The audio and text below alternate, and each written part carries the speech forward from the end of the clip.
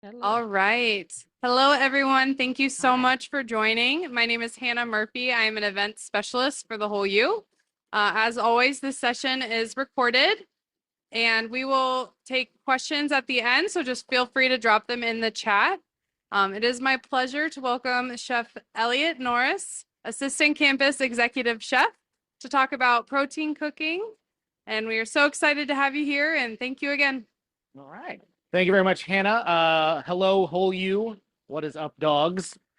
Today we have come to another cooking class. Today is going to be sort of a simple sort of tips and tricks. It's going to be mostly related to protein cooking. We're going to do some searing and some grilling of some salmon and some chicken breast. With National Nutrition Month, we wanted to sort of highlight some of the healthier protein cooking options. And so this will be sort of some tips and tricks on what I like to do either at home or at work, depending on where I am. So as you can see, I don't know, can you see down here? Not yet. Uh-oh. I have right in front of me, I have some chicken breast and some salmon. You'll notice that there are two different types of salmon right here. We actually have some frozen salmon. I wanted to highlight this because I know that at least I know a couple of folks who go to Costco or the grocery store and just get the IQF bag of salmon. It's a lot easier for them. They don't have to worry about keeping it fresh if they have sort of an inconsistent schedule. So I wanted to make sure that we sort of highlighted the use of this as well. But I also have some nice fresh salmon with some skin on it. We have this courtesy of DM Alder Meat Case. So if you're stopping by DM Alder, pick up some salmon. It'll be delicious. We will go right into it. We're going to start off with searing.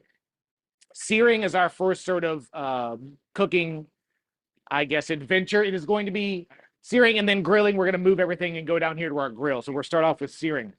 One of the main things I wanted to highlight with searing is sort of giving you a little bit of that educational piece. We have something called the Maillard reaction, and that is when your meat turns brown when you've seared it and you've got that nice crispy skin. That's the Maillard reaction or Maillard reaction, depending on how French you want to put it. That is basically when the reducing sugars and amino acids, when heat comes into contact with that protein, they form something called melanoidins. I think I said that right. And that is that distinct crust and color and flavor that you get from searing and having a nice, good piece of seared meat. Couple of things I wanted to point out before we start. Couple of things that I like to do at home. It helps even things out. I actually like to rest and let sit out my proteins for about 20 minutes. You can go up to an hour, depending on how you have a thick steak. You might need to go closer to somewhere close to an hour. There's a couple of different reasons for this. It'll help with even cooking when your protein is a little bit more room temperature evenly. Think of it like if you put something in the oven and it's frozen, the outside will be done, but the inside will be raw. It's sort of the same principle. With this, we want to make sure that our protein is nice, even temperature, so that we hit it with the heat, the entire piece of meat sort of heats evenly, and you have sort of a nice, even finish. Make sure all of those moisture is locked in by that Maillard reaction, get that nice crust on there, and going forward. It'll leave juicier meat, so because you've locked in a bunch of that moisture and it hasn't escaped, out of your meat or your protein that you are cooking. Leads to a better Maillard reaction in general, so you will have a better brown. It will be a more even, crusty, golden-looking brown, as opposed to sometimes when you do have a piece of meat that is not evenly sort of tempered, as it were, you can have like the half of it will be, nice golden brown. The other half will be either too dark or too light, and it'll have sort of a weird reaction to it. So leaving it sit out for about 20 minutes, probably 20 minutes for these sides of meat or your normal sort of home cooking. Would be good. You definitely don't want to go more than an hour. There is food safety to, contend with. So we don't want to have meat just sitting out on your counter for all afternoon. But about 20 minutes to an hour before you want to start cooking it will allow the proteins and everything to sort of loosen up and allow the meat to come to a room temperature. And that'll have for a more even, more even and robust color. Like I said, just like this, 20 minutes. It's not long at all. I'm going to go ahead and get my pan, one of my pans going. I do actually have two pans here for everyone. It is going to be one nonstick, just in case you have a nonstick pan at home, and a regular sort of saute skillet. So we can start to give sort of both reactions depending upon what type of cooking equipment that you have in your home. Always want to make sure that your proteins are nice and dry, really patted dry, to the point where if you have just a napkin or a piece of paper towel, you can put it down and there's no moisture that sort of comes up with this. These have been patted dry, especially the frozen salmon. You want to make sure that is nice and dry. So I have a piece of paper towel under there. It's soaking up as much water as possible. Moisture is sort of the number one enemy of browning or that Maillard reaction. If you put a wet or not completely dry piece of protein down on your pan or in your oil, you'll have that splattering oil that can be dangerous if needed, but also it will create a barrier between the meat and the pan. And instead of having a good contact with the heat surface, you are going to have sort of a layer of steam, and that'll sort of prevent your Maillard reaction from starting when it needs to. And so either your meat might stick, or it might stick to the pan, or it might come out grayish or start to be sort of a weird color. So you don't want to have any moisture between what you're cooking and what you're cooking it in to avoid any sort of bad reaction or not getting the color and the depth that you were looking for. It will also not lead to any sort of crispiness or crunchiness or texture that you're really hoping for with a nice sear. In general, you don't want to cover it if you are just searing meat. Again, sort of with the moisture, while it will not hinder the searing of the meat on the on the actual cooking surface. If you cook it, it'll start to steam, and you'll kind of have a boiled looking piece of meat with one nice piece of brown side that you have. If you are like me and you go to the grocery store and you have a chicken breast in the chicken breast aisle, and it's 1 pound, and you're like, awesome, but one, chicken breast is that big and the other one is this big. It happens to me all the time. I highly recommend you can either, excuse me, you can either pound out the meat with a meat hammer or cut it in half lengthways so you have a nice thin piece of meat. Or if that's a little bit too much trouble, which it often is for me, I put it in the oven. So I will sear off the meat, flip it, give it another minute or two on the other side. Then I'll put it in a 350-degree oven and finish the cooking process that way. That way you're not sitting there having to start to scorch your meat because it's not quite cooked enough. You keep turning it, you keep flipping it. It just doesn't quite work. That's what I always like to do. Just pop it right in the oven. You always want to make sure you have a handle that has a metal or anything like that, or that your pan can actually go in the oven. You don't have any metal or anything like that. But that is pretty much it as far as the preparation goes. You want to make sure that your protein is nice and room temperature. You always want to make sure that it's nice patted dry so that there's no extra moisture. And then we can start with our cooking process. I'm going to get my pan going right over here. I'll actually get both going so we can do the non-stick and the stick sort of at the same time and see if there's any differences that sort of come along with it. I'm going to start with our chicken first, so I'm going to move around here and put our salmon in the back. Always like to season. You always make sure you're nice and seasoning. A little salt. Just a little pepper. I mean, I like a lot of pepper, but we'll do a little bit of pepper. I have just because it's chicken, and why not? I have a little bit of Italian seasoning. Nothing like that.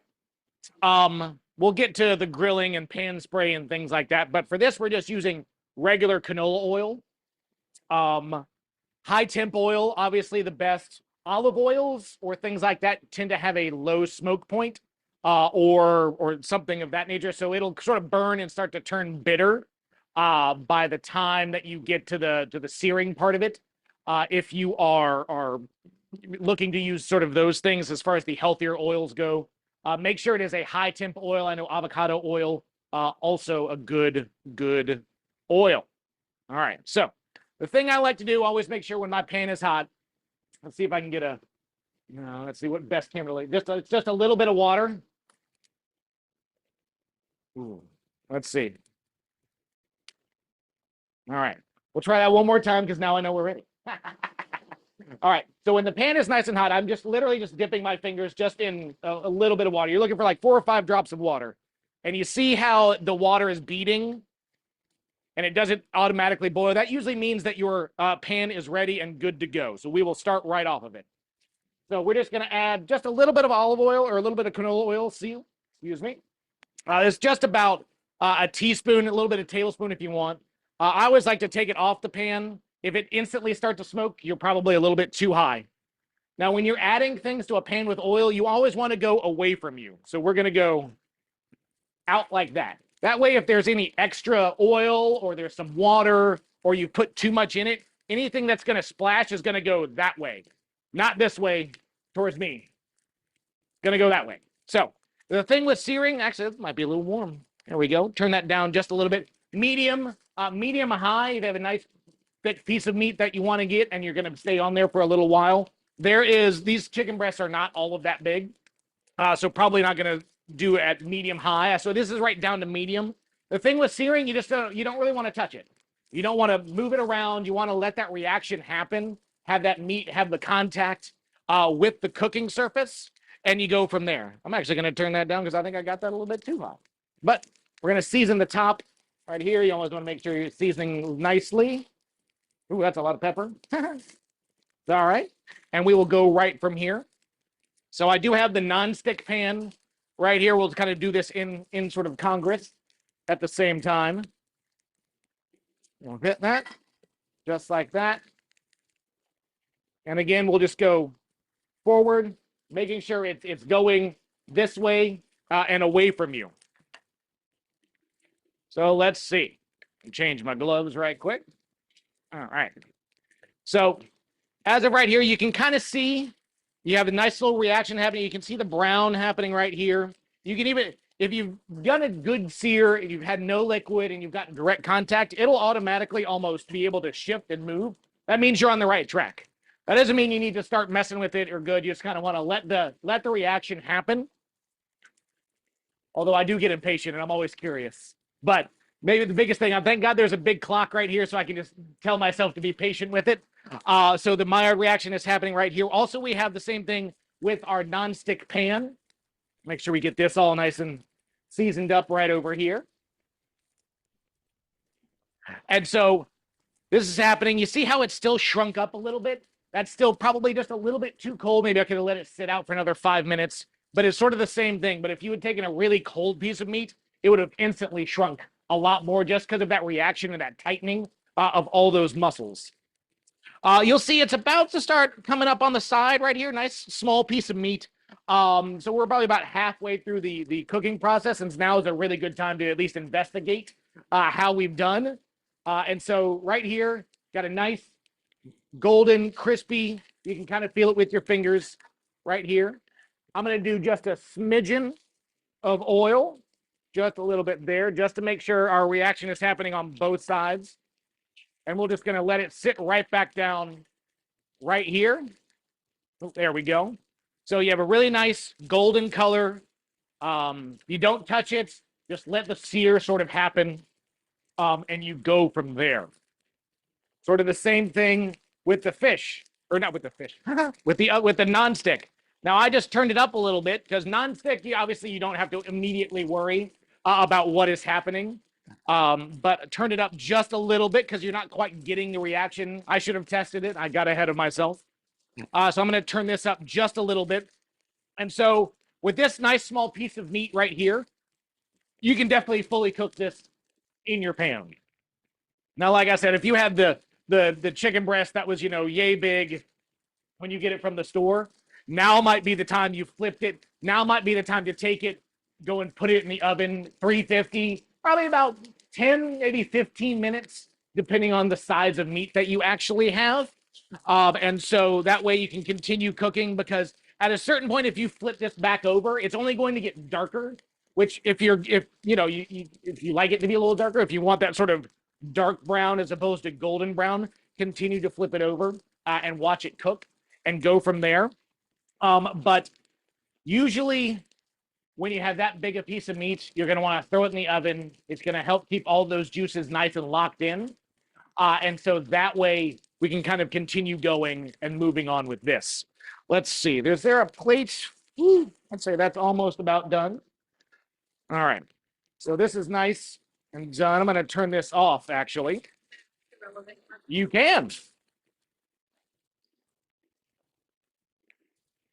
I'm going to take this Okay, we had a question. If the pan is too hot when you put the oil in and starts smoking, what should you do? To be honest with you, the best thing that I always do is 30 more seconds. I honestly, well, I'll just put it. Oh man, that's too hot. I'll just put it over here, let it cool down, give yourself 30 seconds or something like that to just help cool it down. You can always heat the oil back up. Now, if you have, so like with this, I would say, if you put the oil in, oh, there we go. If you put the oil in, you automatically see sort of like the brown, things of like, oh crap, that oil is too hot. You're better off, honestly, just taking it off the side, letting it cool down, wipe the oil out with a paper towel or something like that, and just start again. It's really easy. Like, especially you've only put, a teaspoon of oil in there or something like that. If you're shallow frying or pan frying, you have a little bit more oil in it. That's when you just leave it off to the side and let it sort of cool down naturally. You can always add just a little bit more room temperature oil if you're kind of in a hurry, but you always want to make sure that it's sort of off and just let it happen off to the side. All right, so I turned this up over here, and now we have this reaction right over here. And so the thing with nonstick, I always get a little bit hesitant about how much oil I'm putting in, because oil for me usually is, hey, I'm not trying to stick to like our pans or anything like that. But obviously nonstick, you don't have to worry about that too much. And so with this, I didn't add enough oil to it, and you can see how it's nice and golden brown, but it could be browner, a little bit more even. If I had had the oil in there, it would have sort of evened out the cooking surface and given me a nice solid fat and protein to adhere and go from there. All right, I'm going to take this one off right here. So that's a nice golden piece of fish. I keep wanting to call this fish. This is not fish. Nice golden piece of chicken right here. I'll put that right over there. I will take this off and go from there. Let's see. Let me do one more thing if I can. Yeah. A little rolling on the fly here. I'm moving my piece of chicken right over here. I'm going to do something else that I like to do at home, and I'm just going to baste a nice piece of chicken once I am done cooking, since before we have a little more time before we go over to grilling. And so this is going to follow the same procedure. We're going to sear, we're going to flip, but right at the end, right when we're about 90% of the way cooked, we're going to turn it down a little bit to about medium, low. I'm going to add some butter, some herbs, and some garlic, and we're just sort of going to baste as we sort of to finish off the nice piece of meat. That's a really good way to add a little bit of extra sauce or flavor to it without having to make sort of a separate sauce or anything like that. For our health conscious folks, obviously butter, not the best. You can always add, just now that we've turned it down to low when we get to it, we can add a little bit of that olive oil. And that way, so it's a little bit healthier of an oil, but butter always tastes better, as we do. And we go from there. That is nice and done. So I'll move this one right over here, and I will move this one off to the side, and we will continue cooking. So again, want to make sure that we are getting pan nice and hot. I'm going to check it. I'm going to roll it around beads of water and see how we do. We're going to add our chicken. We're going to make sure that we are going away from it. And then we're going to start basting right at the end. And then we will move on to fish, which will be extra delicious.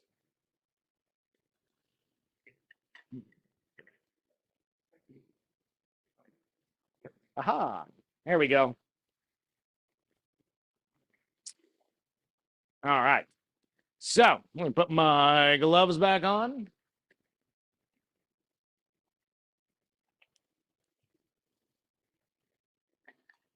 Test this out, see if I got it hot enough. Yeah, we got some nice beating here. We're good. I'm going to turn it down a little bit. This burner always gives me trouble. All right. A little bit of olive oil, or canola oil. I keep calling it olive oil. And then I'm going to add a piece of chicken. We're going to go away. Nice searing, nice sizzle. Not touching it. We're just letting the reaction happen. I'm going to go ahead and change my gloves off and season up our chicken right here.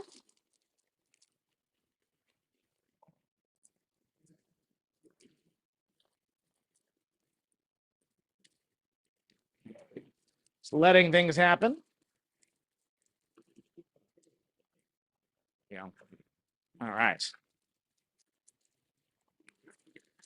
And so again, for this type of pan, honestly, you can put for at home, so you're not having to do 5 different pans if you have multiple people. You can always do 2 pieces of chicken. Certainly for this type of pan, I would have used a much smaller pan or a much bigger piece of chicken, depending upon I was at home or not. So what you don't want to do is you want to make sure that the pan is not crowded. As in, 2 pieces of chicken will sear up really nice, have that nice reaction.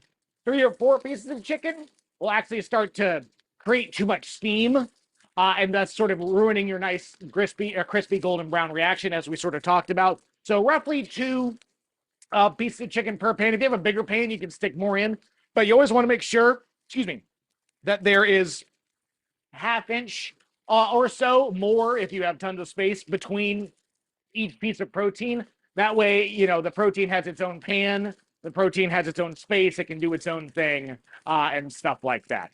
So we've got this going. Let's see how our reaction is. We're moving the pan around just a little bit. Let's see. How are we looking? Oh, we're looking pretty good.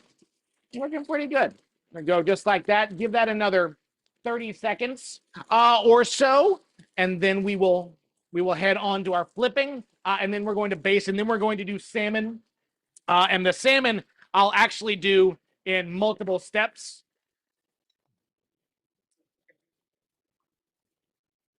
And so one we're going to do with parchment because it's going to be kind of fun. I haven't tried it. I've tried it a long time ago, especially if you're looking for crispy skin. But also we're going to do some nice salmon that has no skin on it. All right. So nice golden brown. Going to let the reaction continue to happen. Gonna let that go for about another minute. This is a nice thin piece of meat. I would say this is only about 4 ounces or so. So this will cook very quickly. If you are, like I said, if you got a big piece of meat, put it in the oven, turn it down low, things like that. It'll happen. It'll be beautiful and tender, and your whole family will wonder how you did it. Mine certainly does every time. Let's see. Thank you, Miriam. All right, move around my pans here and get ready. All right, and so we've been going for just about a minute or so. And so next we're going to start with our different herbs right here. I just have some whole garlic. I have about a tablespoon of butter, and then I have some herbs. I have some rosemary, and I have some thyme. And so right about here, I'm up on medium. I'm about ready to start this process. I don't want to burn the butter because butter does have a lower smoke point. And same if you were to use olive oil. So you want to, you know, cut it down a little bit. Make sure we're at low. That way, because it's not really, we're finishing the product. We are not fully cooked or not continuing to sort of cook it all the way. Like you're at 95%, 90% cooked already. So it's really all that radiant heat will get you there anyway. So we want to start with that. So let's see, I will add our butter right here that I will let melt on the cutting board accidentally. With that going on, I'm going to put my garlic right in, and then it's going to be the herbs right into that. And you want to kind of let everything cook and coat right in with it. That way you have a lot more extra liquid. You have a lot more extra moisture in here. So that way all of our garlic and all of our pan is going to go right here. And so I'm just going to start taking it and just sort of basting it. All of that extra liquid that is in here from the butter, it's going to move it down. Just want to start of basting it over. You don't want to necessarily constantly coat it because you went through all this trouble of getting this nice golden brown texture. But you do want to make sure that you're putting all of this sort of lovely flavor sort of right on top of it. This is actually pretty done. So I'm going to turn the oven on, or not the oven, the stove off. Continue to baste. Using a spoon is always helpful in case you forgot one like I did and you get to use tongs. Dual purpose. There we go. So just basting, you're basically covering your finish or your protein in a really nice flavorful sort of oil and or fat, giving it that little extra bit of depth, that extra little bit of flavor. Just go right through here one more time. Baste it right over. And so without having to sort of create an entirely new sauce or have to worry about getting a sauce boat or a gravy boat or anything like that, you have a really nice piece of protein right down here. Got really flavorful butter on it with our rosemary, our garlic, and our thyme. So, fish.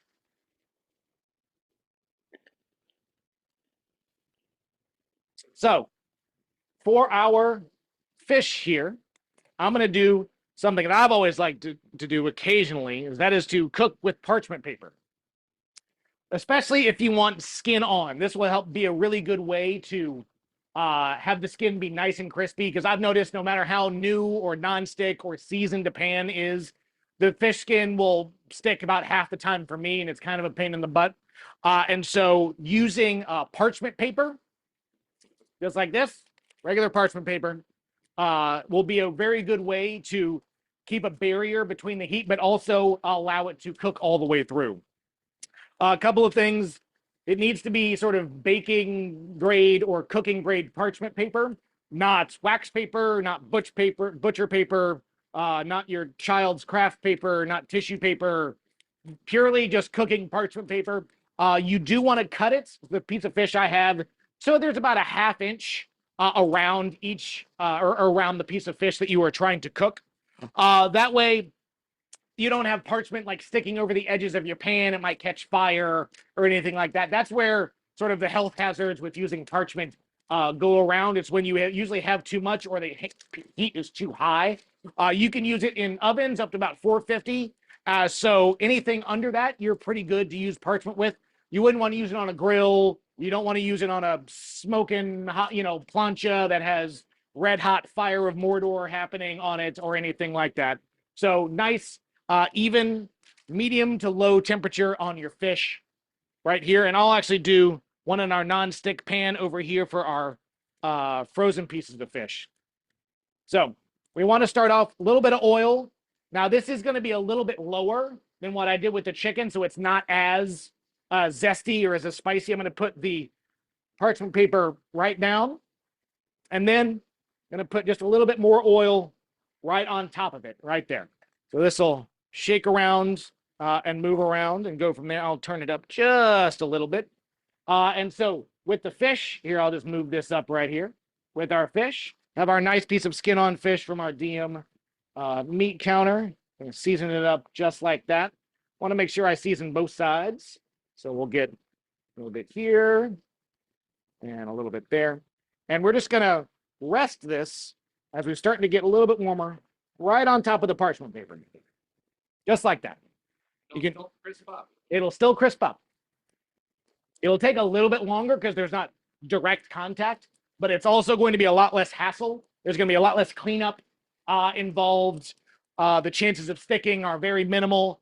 You do want to make sure that you have oil on both sides of the parchment paper, because if you're putting direct heat on dry paper, that's when you might get sticky, you might start sticking to your fish. So you want to make sure that there's oil on both sides of the parchment paper before you put the fish down.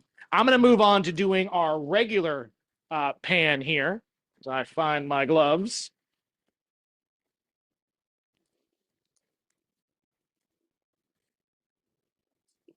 So I'm going to come across right over here. I'm going to do some dual action. All right, seasoned up our fish. Always want to make sure it's nice and dry. You always want to be ginger and gentle with it. Going up, just right here. We're just going to put it down just like that.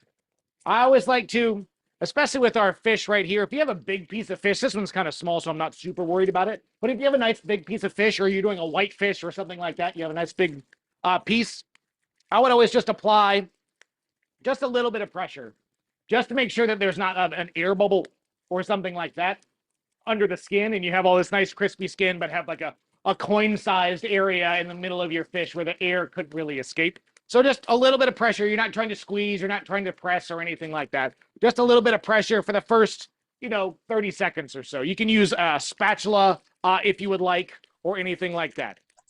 So back here, I have the skin off. Again, just letting it sit. You know, sautéing, unlike our last video that we did about sautéing vegetables and everything, where there's sort of constant motion and things like that.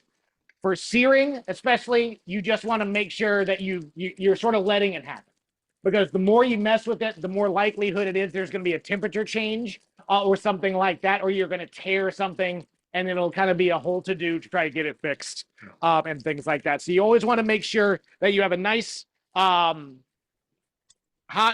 pan and that you are just leaving it as is. Like I said, this guy is going. It's going to be turn it down just a little bit here because we're smoking on the edges.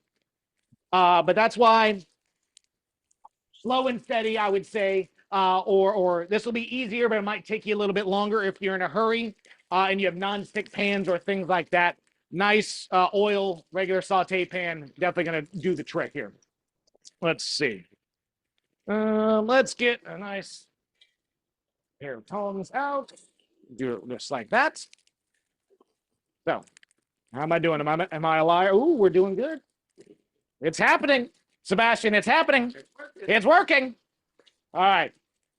So I do have this nice piece of fish down here. I always want to, especially when fish is concerned, when the white opaque sort of cooked piece gets about halfway. That's when I start to identify, like, hey, it's time to start flipping. Maybe it's time to turn it over. So let's see what we got here. Oh, there we go. So nice. Here, let me bring it in here. Oh, just like that. There we go. So nice golden piece of fish. We're going from it right there. Beautiful. I'm going to add just a little bit more oil here onto this one. We have some questions about the salmon. Yes. Can you explain which one was frozen versus fresh? Sure. Different colors. So the color difference, these are two different species of salmon to begin with. But our frozen one was the one back here. This is actually a Keta salmon. And one of the more commonly frozen pieces of salmon is one we use all over campus around here. And what I wanted to really highlight, because I know a lot of home folks will use sort of frozen salmon. Fresh salmon is great, but when you're in a hurry and you have a lot of children, getting a fresh piece of salmon is not really the easiest sort of thing. This other piece of salmon right here, the darker color, that's actually going to be our coho salmon that we brought in fresh from us from one of our seafood suppliers. And so that's why they're different species, but also the fresh versus probably Atlantic at this point sort of just has that sort of color difference. Let's see. So we're right about here on this. Ooh, there we go. I'm amazed when this works. All right. So we have a nice seared piece of fish right here. I'm going to bring it down right over here so that we are nice and ready. So, really nice reaction that we had with our Maillard reaction. Let's see here. Actually, let me get one thing. So let's see if I'm not full of it. Oh, I might be full of it. Let's see. Woo. There we go. Well, Eliot was full of it today because that is what happens when you put it down too hot. So, actually, I feel like Julia Child. It's okay when you mess up. So, just to point out, here's what not to do in the future. So, I noticed that our butcher paper stuck. So what happened is that I did not put enough oil down in between the piece of fish. And that is one of the downsides, because you can see like nice crispy and everything like that. You had a pocket right here where there was some air and everything like that, but I did not season the parchment. Oh, it's such a shame too, because it's nice. It's nice and crispy. It just stuck. So learn from your friend Eliot. Make sure that you really have that nice bit of oil down in between the parchment paper. That way something like this doesn't happen. All right. Oh, it's such a shame too. Such a nice, crispy, golden piece of fish. All right. Well, here, let me stack this back down just like that. And we'll let that simmer just off to the side. And actually, we will move on to grilling. All right. So, grilling. We're going to come all the way down to this end. Oh, got to bring gloves. So, a lot of the same principles are going to apply when it comes to grilling as opposed to the searing. You always want to make sure that your meat has been sitting out at temperature for a little bit. You always want to make sure that it's nice, patted dry, and can go on. Thing with the grill marks is, or with the grates, there are a couple of things you can do and a couple of things that you might want to avoid. Pan spray. Let me see which camera I got here. Oh, he's coming. Pan spray. There we go. Pan spray. Can be great at home. You never want to actually pan spray directly onto a hot grill. It will cause the oils to expand and heat rapidly, causing you a nice flamethrower effect that can actually be quite dangerous. So pan spray is not something that I recommend when using a hot grill. If you really want to make sure that something doesn't stick, make sure that you are spraying the actual protein that you are putting on, as opposed to the grate. You always want to make sure that the protein is the thing that you spray. Oh man, we're over here. Oh man, I got so many cameras today. It's great. Cleaning your grill, you always want to have a nice, clean grill. There are a couple of ways to do this. If you have a grill brush at home, that's fine. I recommend that you constantly, each time that you use it, you sort of inspect that grill brush, excuse me, because they are not, meant to last forever. And if you start seeing the wires start to flake off or something like that, that could very easily flake off into your food. And so you always want to make sure that you're replacing them pretty regularly and inspecting them before you use them, because you don't want to be picking those things out of your food. A way to avoid doing that is to actually clean your grates using an onion. It could be a red onion, a white onion, a yellow onion. The ideal is the biggest, cheapest onion that you can buy. This onion, very good. It has a chemical compound in it. I believe it's called allicin, ALLICIN, that it actually acts as sort of an antimicrobial, and all of the enzymes will help break up all of the bits sort of on your grill grates. I usually just take a fork, or a carving fork or a grill fork, and you can just run it up and down the grill. It's not going to be as quick as you would if you had obviously a brush. It's not going to be as aggressive, but you can already see it's already starting to clean the grates. Keep on going. Actually, over time, with all of if you continue to use an onion, it'll actually build up on your grates if you use it constantly. And you can actually sort of turn it into sort of a natural non-stick sort of enzyme that will help you with your grates moving forward. So nice and done, nice and clean. You can already see, where am I? You can already see all the gunk sort of coming off of the grill. Now, if you do have some sturdy tidbits or things like that that you want to get off, and you don't quite have a grill brush, you can always use like a spray bottle that has either some white vinegar or some lemon juice. That will help sort of break down everything and give you sort of the same reaction. You can kind of come back in with your trusty onion and go from there. So we'll just slide this up and down just like this. Let me get my seasoning. All right. So want to season things up just like that. Now, if you are really afraid, like, hey, I did all this stuff and it still feels like it's sticking, and you still want to just put pan spray on it, that's all you've ever, or not that's all you've ever done, but that's a true and tried way for you to do it. You can always do that. Just make sure you're doing it on the pan or on the plate that you're using right before you put it on the grill. Nope. Don't throw the pan spray around. All right. For my tongs, here's some tongs. All right, so we're going to take it. We always want to make sure I like to be fancy and have diamond marks on it, and that's going to involve turning it and flipping it once each time. So you want to take your piece of chicken, do it at an angle, just like that, and sort of, again, just let it happen. You have a nice hot grill. You want to let the reaction sort of happen as it goes. Let's see, I'm going to season up my fish while I'm here as well. We can get that going. I'm kind of bummed about my skin over there. I'm going to try that when I get home. Please let me know if anyone else tries it at home and it works out better than it did, because it really does work. It just unfortunately did not work this time. So I did pan spray on this one. I did not do pan spray on this fish. So I'm just going to lay it down just like this. Again, grills are meant to be, they are your hot, instant, dry heat. So everything is going to cook pretty quickly once you get it going. And so if you are looking for your nice grill marks and things like that, you always want to just make sure, see, nice, good. You want to rotate it and flip it just like that. I have one side of this grill sort of turned down or turned off a little, actually just turned down.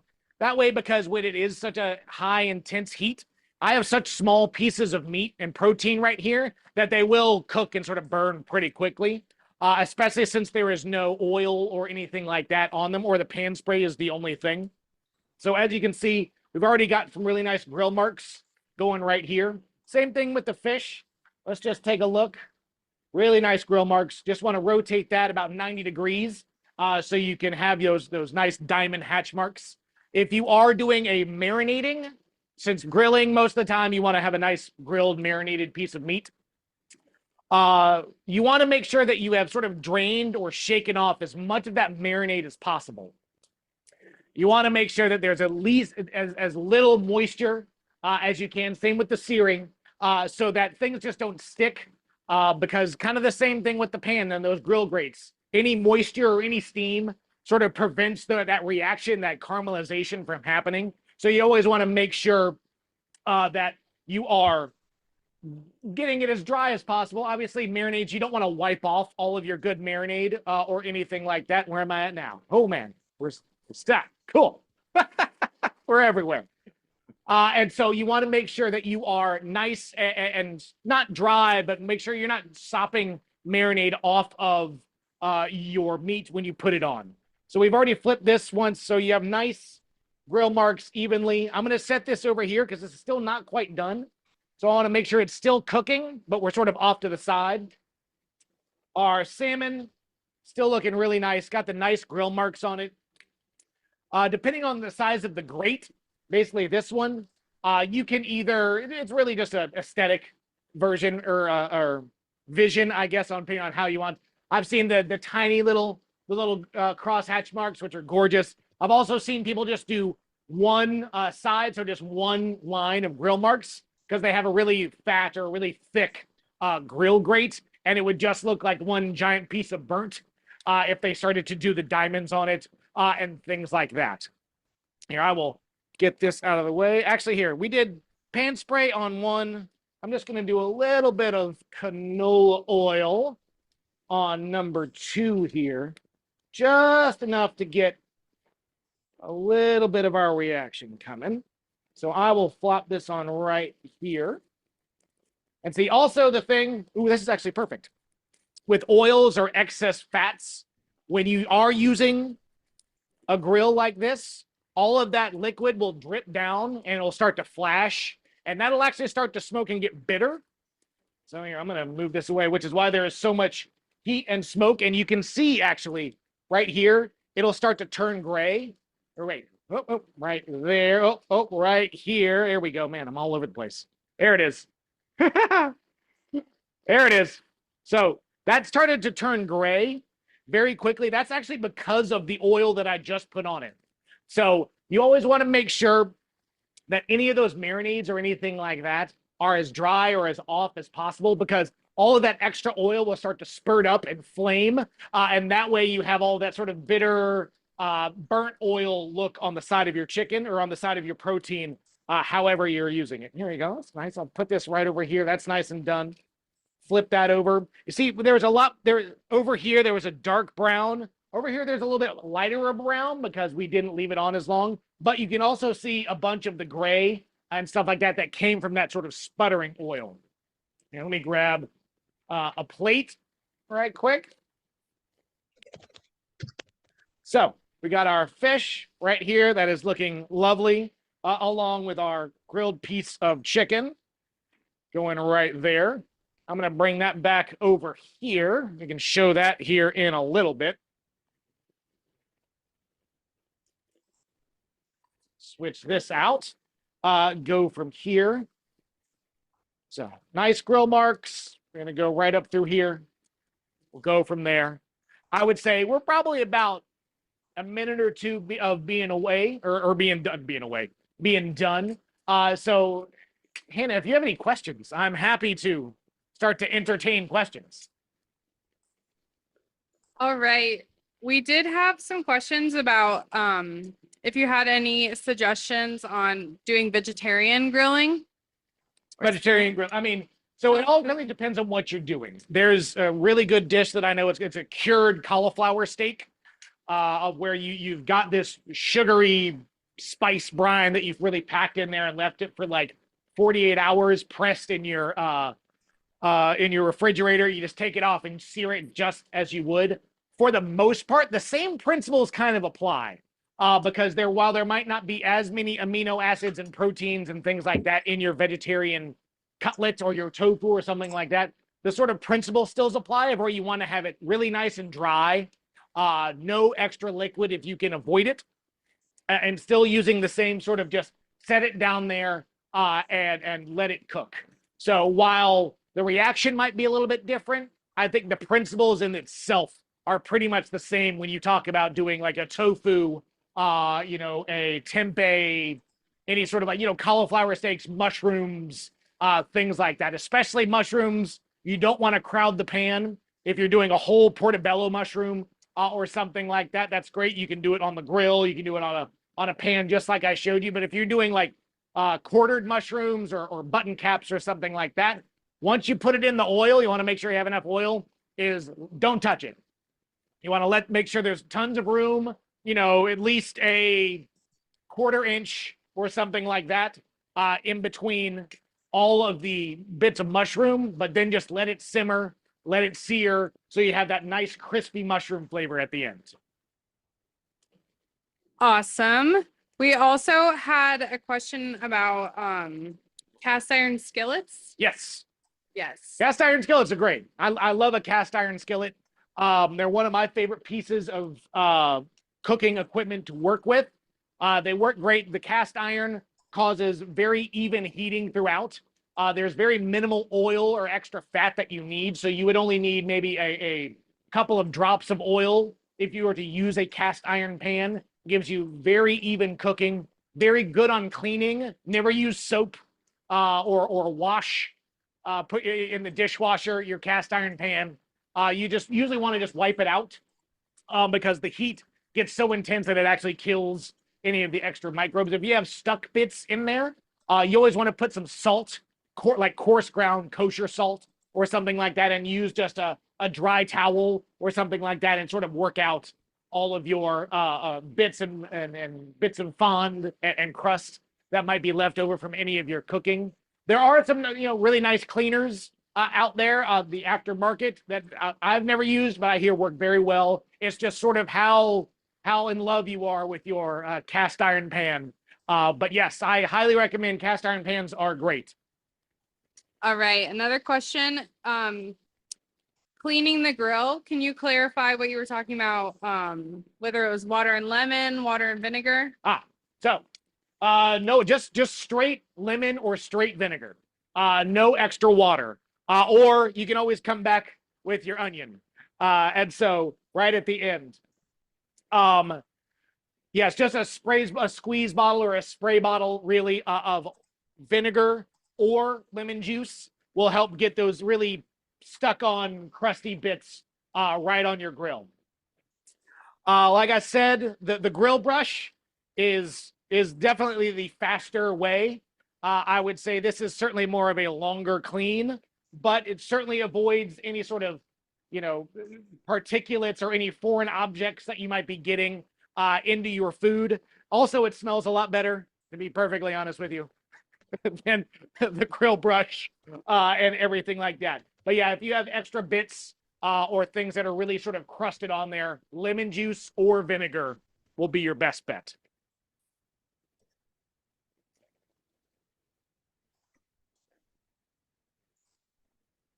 What's up next? Does anyone else have any other questions they want to drop in the chat?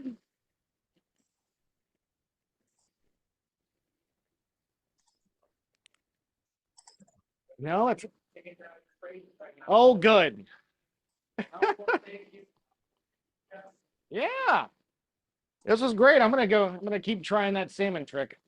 It'll work the next time, I'm sure. Anytime you want to show your friends your new trick, it just doesn't work. But that's all right. So we had a few last minute questions. How long do you how long do you sear before flipping? Usually you want to see, let's see.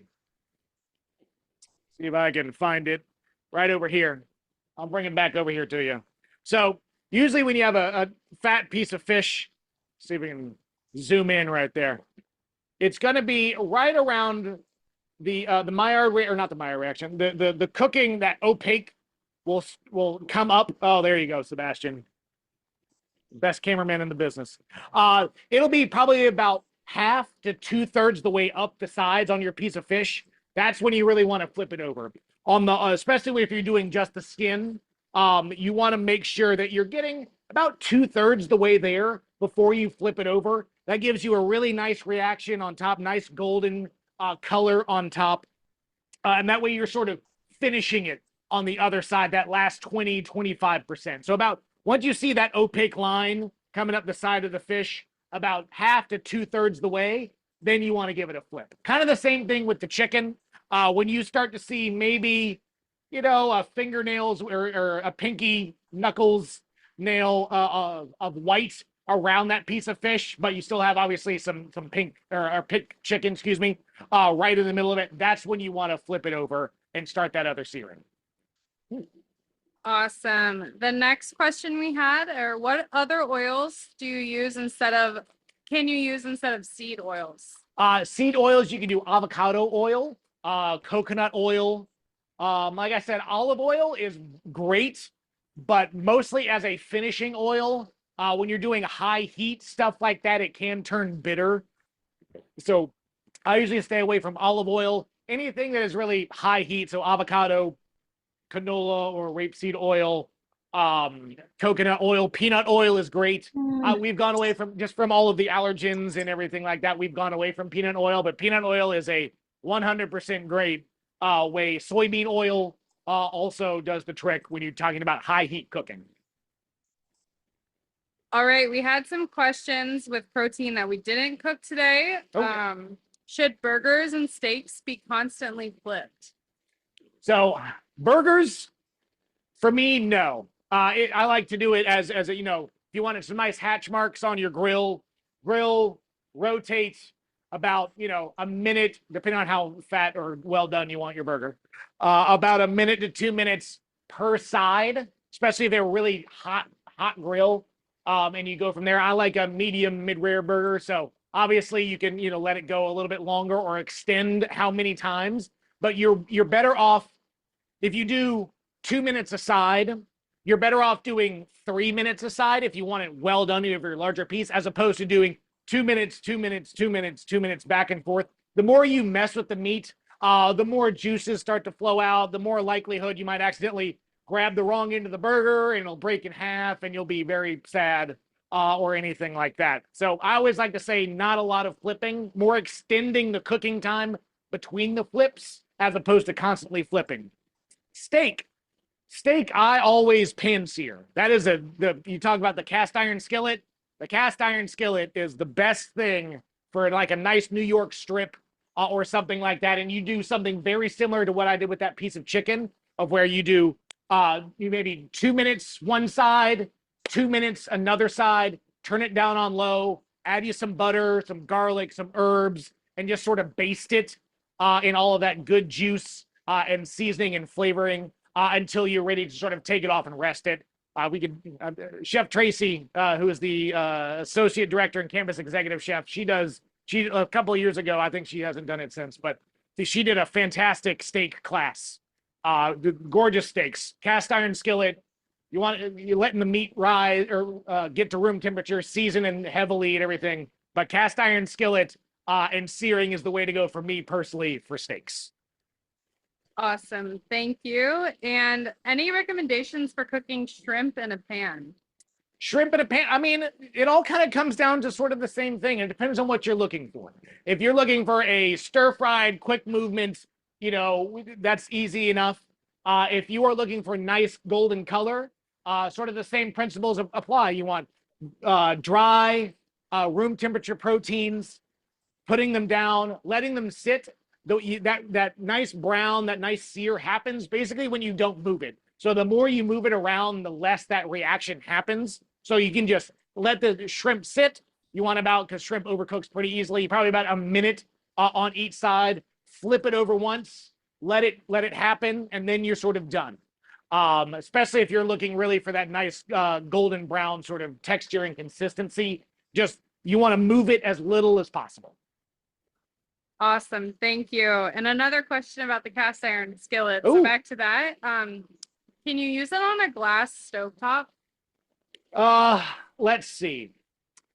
I believe you can. I have not had a lot of experience with glass stovetops myself. And the good thing about a cast iron pan is that realistically, unlike a saute pan or anything like that, you're not really meant to, they're heavy. You're not really meant to move them and shake them around. And so you don't really have to worry about getting like extra scratches or worry about cracking a glass countertop or a glass stovetop. So I would imagine as long as the heat transfers, a cast iron skillet will work just fine on a glass because, like I said, you can just leave it there and use it as a hot cooking surface as opposed to, a saute pan where you're constantly flipping and stuff like that. That's where all those glass cooktops always make me a little bit nervous. All right. Thank you. And another question. How do you get the meat next to the bone done without overcooking the rest of the meat? Again, a lot of it comes with making sure, because the bone actually will act as a extra insulating rod of heat once it gets going. So if you're talking like a bone-in pork chop or something like that, making sure that everything is nice and room temperature so that whole piece of meat, including that bone, is up to the same temperature, that'll help. Because a lot of the times it's, hey, this bone is still rock solid cold by the time I'm putting it on the grill, which is why it takes longer for that bits of meat to get hot or to bring up to temperature when it's next to that bone in. So making sure that it's a nice even room temperature will go a long way towards making sure that that even cooking temperature is happening throughout the piece of meat. All right. Well, anyone else have any last minute questions? We have probably,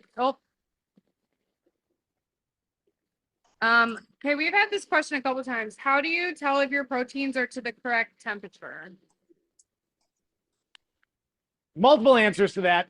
My answer is I poke, but I've also been doing this for a long time and cooked a lot of pieces of meat. My 100%, I have this at home, meat thermometer. Chicken above 165, mid-rare steaks 120, 125. But I 100, if you have a certain, if you're like, nope, I like everything well done, 155 for any sort of ground meat, ground burger, ground, anything like that. Any poultry, 165 for at least 15 seconds. But I have 4 or 5 of these at home. I still use them because I get out of practice as opposed to like, oh man, I thought this was done, or things like that. So I can't stress enough, just going to buy yourself a $8 digital meat thermometer is a fantastic way to know that your meat is cooked to where you want it to be. Excuse me. All right. Thank you so much again, Chef Eliot. Yeah. And thank you everyone for attending. The recording will be sent out in 2 weeks. So thank you again. And yeah. All right. Have a great day, everyone. All right. Thanks, everybody.